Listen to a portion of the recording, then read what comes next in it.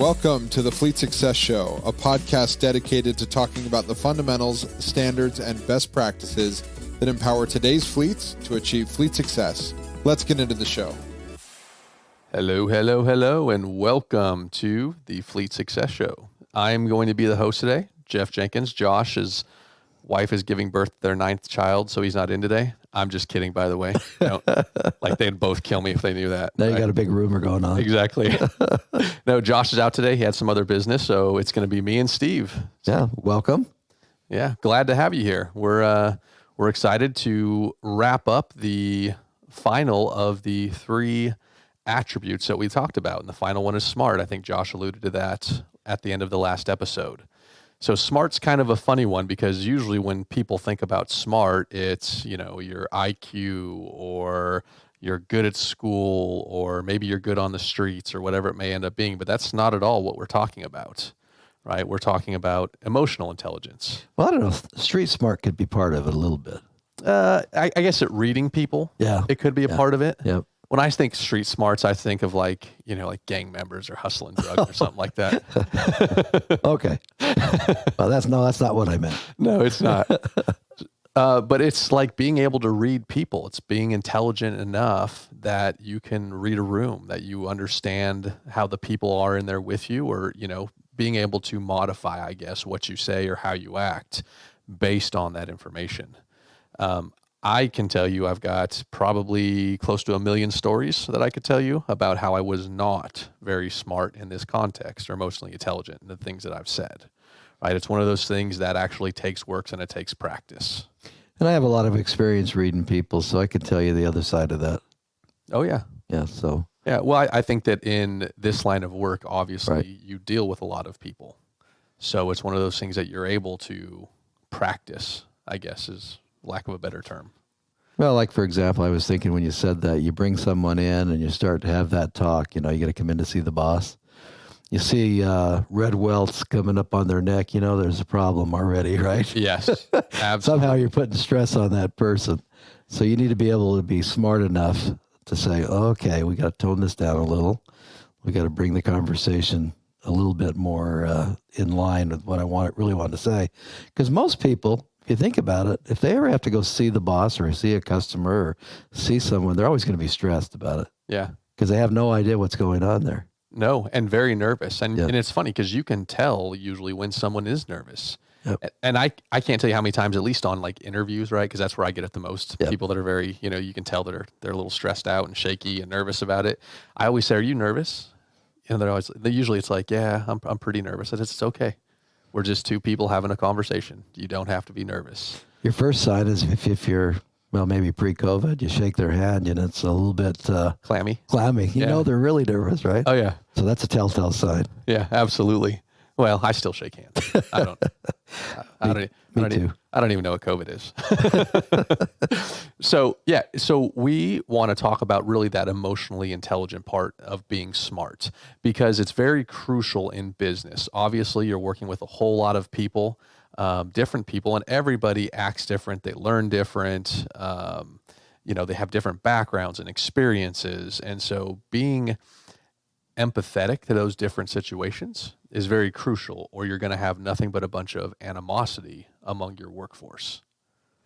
So I can think of a time when I had someone that came to work late, always late, habitual, right? And back in that time, I guess I was a little bit more stringent on this is what the job is. You have to work from 7 to 5. I need you here at 7. If you're not in at 7, then, maybe a couple minutes leeway, but you need to be before then. Anyway, this person was gone all the time, and it was just irking me, right? And I would, rather than talk to him about it, I would make sarcastic comments because sarcasm is what I do. And finally, I just got fed up with it at one point. So I called him in, and I'm sitting here, I'm going to write him up. So I bring him in and I kind of just give him some shit about being late all the time. I don't know what his problem is. Everybody else can make it on time. Why can't he? Right? Well, he starts crying. There's nothing worse than when someone starts crying. That is the worst. It's the absolute worst. Like, it's even worse when it's a guy crying to me than a girl, right? Because it's that whole manly thing. I don't know. Anyway, starts crying. And I find out he's only got one car now because his car broke. He lives with his parents. His mother, right, is constrained to a wheelchair. The reason he's been late is because the nurse they had on staff quit and they hadn't found a new nurse to help his mother out.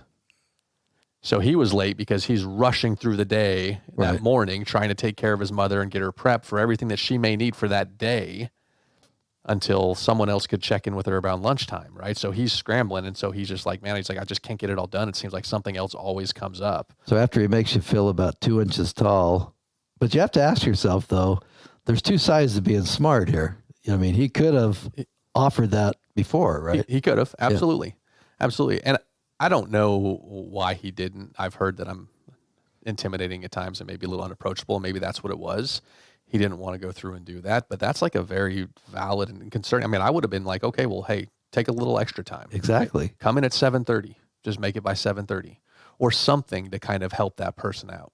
Yeah, I think most people would be willing to do that if you knew the circumstances. They would. Yeah. They would, but I displayed that non-smartness by just, boom, being a sarcastic guy and then bringing them in, going to write them up, and never once actually have a sit down in a serious conversation. And that's part of what I think everybody needs to understand when it comes to your emotional intelligence. It's let's find out what the reasoning is before we jump to conclusions. Yep. Right. So today I was at the gym, and here's a totally another one. And this girl walked in that I see all the time, never spoken to her, never said a word, nothing. Right. Anyway, she comes in today. She's got these huge dark bags under her eyes. Right. And she's got like tears, like, and she's kind of like my bags. Yeah. A little bit like that. and she's slowly wiping them, and obviously something's wrong. Right. Well, she recently, I think a week or two ago, changed her hair color. Right. Looks the same to me. I don't notice, whatever, who cares? But I tell her, just because I can see she's having a rough time, I said, hey, I love what you've done to your hair. It's a great change. You look good, right? Boom. Her attitude just changed 180 degrees, perked up. Oh my gosh, thank you. God knows, blah, blah, blah, and I walk away, and I doubt I'll ever talk to her again. I don't know. But I saw something, right? And so I decided, hey, let me see if I can do something to kind of pep her up a little bit. Yep. To make it so that she's having a better day. And that comes to it as well. And as a supervisor, that's where smart comes in all the time. People work harder, longer, better if they're appreciated. Yes. It's a very simple thing. All you have to do is say thank you once in a while. It's a very, I always said trucking was a very unthankful business. Yeah. And I know a lot of fleet is the same way because, we don't expect to get praised for doing our job all the time, but occasionally, hey, a thank you, I appreciate what you do, something along those lines goes a long way. I always remember a guy described fleet to me early in my career. He said, you're like a copy machine. Everything's great until it gets jammed. Then we kick it. Yeah. I was going, okay. Well, thank you for that analogy. But it's very true. Yeah, exactly. If you can have one bad day out of 40, and you're going to hear about that one bad day. Yep. And that's just the way it goes in this industry, unfortunately. Human nature is that way. We always seem to drill in on the negative. Yep. And not the positive. Yep, absolutely.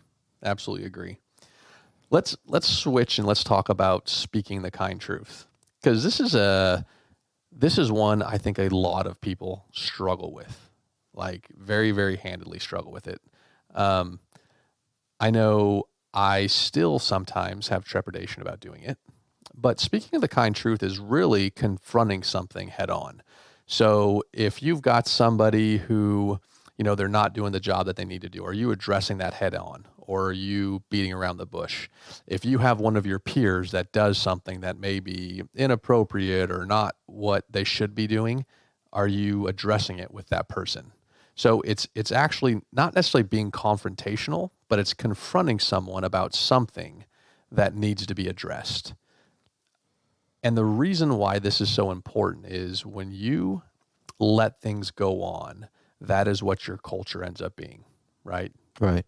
What you tolerate is what you become.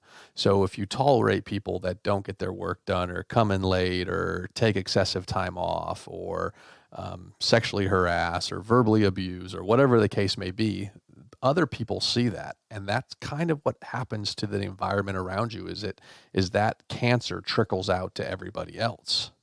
And so by speaking that kind truth, we're working on eliminating that. Well, I think it's nice up front in our culture, for example, that that's an expectation. And I've had the kind truth spoken to me several times by Josh, you know, but I don't take offense because I know the kind truth is meant to help improve me and not berate me. Uh-huh. So I think that, you know, and that's, yeah, if you're going to have a culture, you better get those expectations up front quickly, because some people just get paranoid. Some people are just going to take offense to all that. They will. You know, so. Yeah, well, and you have to do it in a respectful manner. Right. And that's part of it. You don't have someone come in to talk about something, but listen, dumbass. You know, it's asking questions always helps. So can you help me understand why this, you know, can you help me understand why you chose to go that direction? Or, you know, you do it in a place where it's an open conversation where they understand. Because you know what most people also hate is when they hear something along the lines of, hey, Steve, this is going to be a really hard conversation. Yes. You know? That's the worst. It is the worst because you're like, oh, great. But you can address this without actually having to say something, which gives someone a bunch of dread and trepidation. Did you see that video this weekend of the Better.com CEO? I did not. You did not? Our producer, James Saudy, shaking his head. I mean, you want to talk about not very smart. The CEO gets on a Zoom call with 900 employees, and he tells them about, you know, hey, this isn't going to be a very fun call. Our numbers weren't that great the last year or so. People are changing their buying habits because they're like a mortgage company or something like that. They're changing their buying habits. So if you're on this call right now, we're letting you go. 900 people via Zoom at the exact same time. Wow, right? It's like getting the email telling you you're fired. Yeah, pretty much. Pretty much. It was so, like, just when you're watching him, you can tell how uncomfortable this guy is. And the worst thing about it all, it's not the first time he's done a mass firing like that. Oh my gosh. He said he'd done it before in the past. Yeah. Well, definitely not smart. And people see those Zoom calls, and that's a telltale sign. I don't want to work for this guy. Right? No. So I'm gonna hop in here real quick. This is Yep. James. Another thing so after he did that, Yeah. he locked everyone's computers virtually. After the Zoom call ended, their computers shut down, and they didn't have a chance to say goodbye, to get any of their personal files that they might have had on their computer. They were instantly locked out. Really? Yeah. Wow. that's unbelievable. You know, those are the kind of horror stories that percolate through the business, as you know, when you're in management. And Yeah.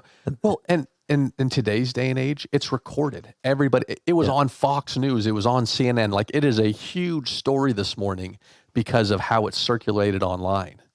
But just not very smart, right? If you're going to have a hard conversation, at least have the balls to have it face to face. yes.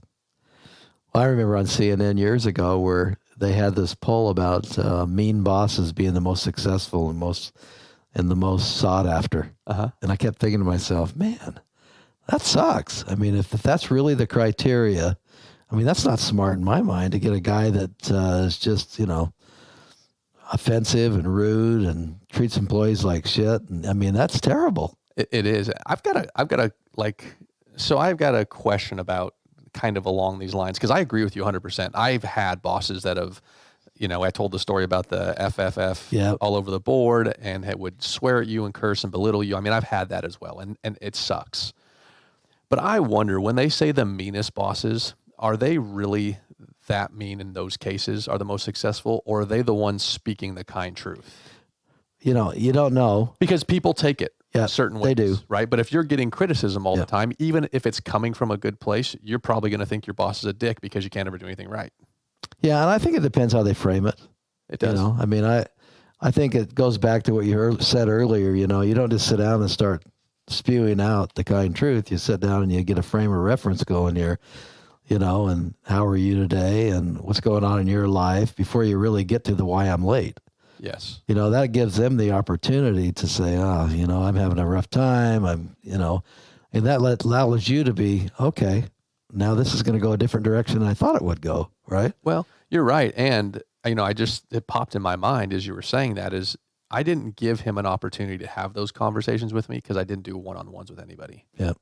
That's another thing, right? I could have hopefully weeded something like that out if we'd had those one-on-ones and we had that type of a relationship, but we didn't.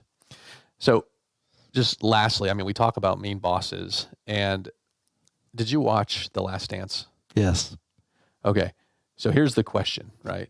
The question is, Would you be okay with Michael Jordan treating you the way he did his people to get those championships or not?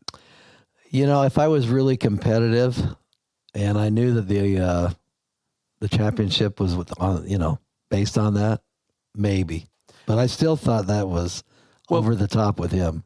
I think in some cases he was over the top, but from his perspective, he saw the greatness in those people. He did. And he worked to pull it out of them. Yeah. So now I'm switching this over to business, right? Because I just asked that question. So if you have a boss that recognizes your potential and they're working on pulling it out of you, is that cruel? Probably not. I mean, I played on a lot of teams, and that's fairly common practice.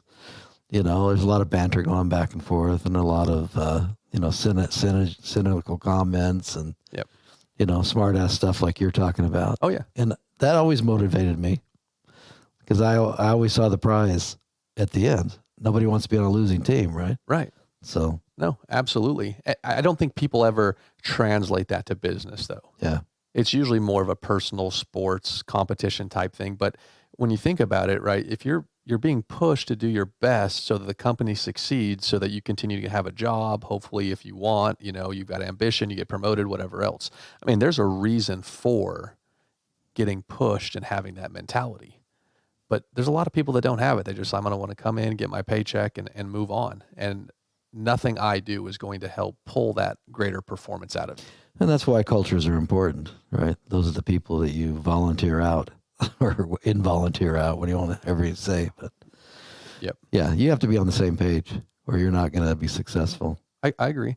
And there's been a lot of times where, I've spoken the kind truth and I've been very nervous leading up to it. And then it ends up being okay. I had one of those instances years ago when I was in transit. I had several employees come to me about another employee, which I always hate those. Yeah. And we'll talk a little bit about that here in a minute, but at least they came to the person that could do something about it. But this guy, his name was, let's say, Joe. Okay. Because that was his real name. but he had a problem, where he had a hygiene problem. And he would walk around and work and commingle with people, and he stunk. I mean, it was bad. And I didn't work as closely with him, of course, as his coworkers did. But the coworkers came to me and said, "Hey, you got to talk to this guy. He's going to take a shower or use some deodorant, And so I pulled him in and had to have that hard conversation, mm-hmm. which that's a tough conversation to have with somebody. That's very tough. Especially when it comes to some personal hygiene. Hey, Joe, you stink. Yeah, but honestly, he took it well. I was surprised. And he said, "Oh, thank you for telling me. I didn't know." Which I kind of doubt that. Yeah. But anyway, things improved.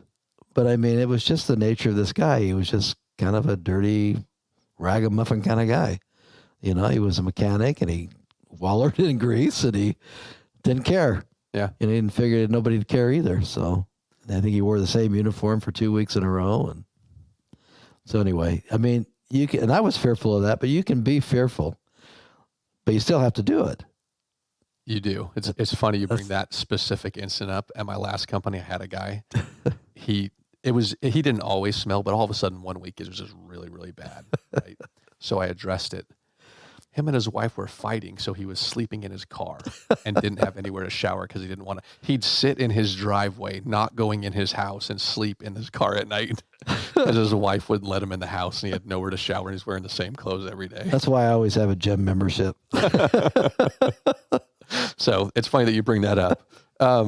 But moving on, let's talk about gossip and venting. Yep. So I heard someone one time, very wise young lady, actually, her name's Tracy, real name. She always told me that you don't vent, right, which is gossip or whatever else. You don't vent down. You go sideways to your peers or you go up to your superior, which I'd never thought about before, right? Because, heck, you're my friend. Yeah. I get it that, I'm your boss, but you're my friend, so I'm going to talk about someone else to you. Holy crap. What a mistake. Yep. I'm not sure about sideways, But I know in our culture, we don't go sideways for the most part. I know some people can. We don't typically go sideways, but when I talk about sideways, I don't usually would say it for gossiping, maybe more for advice or direction. Yeah, I think that could be, if you have an employee and you want to get advice from your peer. Yeah. Well, I mean, what we say here is, why gossip prevent to somebody that can't do anything to solve your problem? Yep. And that makes total sense to me. It does make sense. I guess I don't understand fully gossip to begin with. We're in a small Texas town, and I hated the gossip there. Like, everybody knew everything about everybody's business. I mean, it was just rumor mill central, and there was like no privacy. And they just like got off of gossiping amongst themselves, and I don't understand why. Right? In business, you're working with these people all the time. So if I don't like James and I tell Steve I don't like James, and James smells and doesn't dress right, what does that do for Steve, the one I'm telling, right? Obviously, I'm disparaging James because James dresses great and he doesn't smell. Well, the first thing Steve thinks is, what does he say about me? What does he say about me? Yeah. Right? Exactly. What does he say about me when I'm not around? Right? But not only that, now Steve, right, may go and say something to Josh or someone else. Right. And then who may they tell? And then who may they tell? Who may they tell? Right? So really it's doing zero good because you're getting all these people involved that have zero reason to be involved with it. Well, I would say gossip is probably the most single destructive thing to morale in a company. It is. If you have that going on, you won't last very long as an employer or as a boss. No. And what's funny is a lot of times the person who is the gossip or keeps that going, one, long-term employee. Okay. That's very, very, very common. Two, sometimes not even who you think. Yeah. Because they spin it around on other people. So I had this lady, gosh, she was always coming to me, hey, Jeff, I don't want to bother you, but like with problems or things she saw with opportunities, sometimes about other people not working or, whatever else they were doing, which I always appreciate, to be honest with you. I mean, how do you help coach and manage people if you don't know what's going on? But we had an issue of gossip, and it turns out that this lady was the problem with the gossip, and I never would have guessed it in a million years because she always said the nicest things about everybody.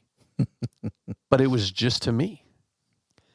Throughout the rest of the company, she was the gossip. Once she was gone, that gossip got cut down in half. Yeah. I think it's human nature to some degree, gossip. That's why we have the National Enquirer and the Star and all that stuff. Yeah, tabloids, yep. Tabloids. So, people love that, but ultimately, it is something you have to be cognizant of in your organization and kind of nip it in the bud. Well, you do, because once you cut out that cancer, it's just a weight lifted off so many different people. Yep. Right? And you typically know who the people are that you have in your office that would gossip, right? Because they always have people at their desk or whatever else the case may be. So we've made a very hard stance here on no gossip. Like, very, very serious, you'll get written up if you're caught gossiping. Because we've seen the power of what it can do to an organization and what it's done to other organizations as well. Like, I think this is probably one of Josh's number one no things as far as what's happening in the company, because he sees that destruction. So, and, finally, understanding the power and the impact of words, and what words, not necessarily, like, people interpret things different ways, but how that's going to be taken by people, right? Words matter. It's funny, sticks and stones may break my bones. Yep. But words will never hurt me. Words can't hurt. Yep. There's certain people who really, really internalize things that are said and take things very literally. So watching that and understanding what those words can do to people, it's so important. It's especially important when you're having those speak the kind truth conversations. It is. Right? So, you need to make sure that, you really measure the words that you're speaking and not say anything offensive. Not say anything that you certainly can get written up for, nowadays in this day and age. But, I'm a word guy. I like to look for words all the time. That's what I do for a living half the time. But So I have a pretty good vocabulary, but even then, you need to be able to understand the person you're talking to. If they're a fifth grade level, you need to speak to them differently than if they've got an MBA. So there's a real power there to figure out what your audience is or who they are. Because, you couldn't talk to those two different extremes the same way. No, you couldn't. And all that person is going to feel is like you're talking down to them. Yeah, exactly. And how much does everyone hate being talked down to? We all do. Absolutely. Yeah. So, yeah, I mean, it's extremely important. And, and that goes for when you're talking about other people too, right? It doesn't cost anything to be kind, making sure that we are being positive, right? Because negativity is also like a cancer. Right. So understanding that when you're negative, those around you, they feel and they have that negativity as well. And then that can also spread, but being positive, I would come in the office, at several companies, and I usually would just walk straight to my office, my desk, whatever it was. I rarely say good morning when I see people, which is funny because when you do it after a period of time, you can actually see the positive impact that has. I'm actually just the opposite of that. But maybe I learned that the hard way.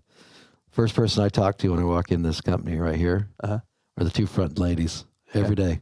How are you guys doing today? I love your smile. I mean, I don't know why I do that, but I think along the way I probably didn't do it and learned the hard way. Mm-hmm.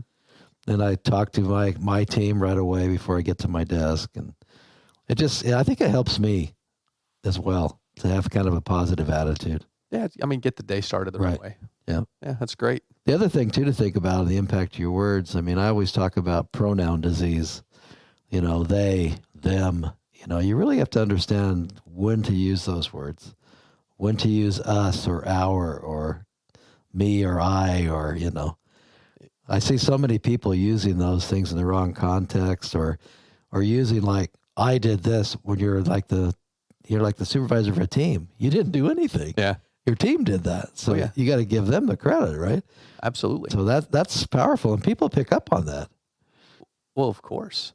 If you're taking all the credit for everyone's work, why wouldn't they? It always bothers me about CEOs and politicians are the worst at that. Yeah. I did this. Yeah. I hate that. Yeah. No, I hate it too. And it's a very, very good point. Because I think a lot of people, they use some of the pronouns to deflect off them more often than take credit. And that's also, especially disheartening for people around. So being aware of that, whether you're taking credit or giving credit, you're 100% right. Recognizing what those pronouns are. All right. Well, anything else on SMART? I think we pretty much beat this one up. All right. Good. Well, hopefully you can take some of the things we've said and apply them into your daily lives. We appreciate you listening. Please follow us on social networks, the Fleet Success Show. Do not forget that coming April 20th through 21st in Mesa, Arizona, we are going to have the first annual Fleet Success Summit. It's going to be a lot of fun with a lot of good speakers engaging. A lot of truth bombs will be dropped. So that'll be exciting. And, tune in for next episode. We're glad that you're a listener. So thank you. Thank you very much. Toodaloo. Thanks for joining us on this episode of the Fleet Success Show. If you liked our show, we'd appreciate your 5-star review. Be sure to subscribe anywhere you listen to podcasts and come hang out with us anywhere on social media at Fleet Success. See you next time.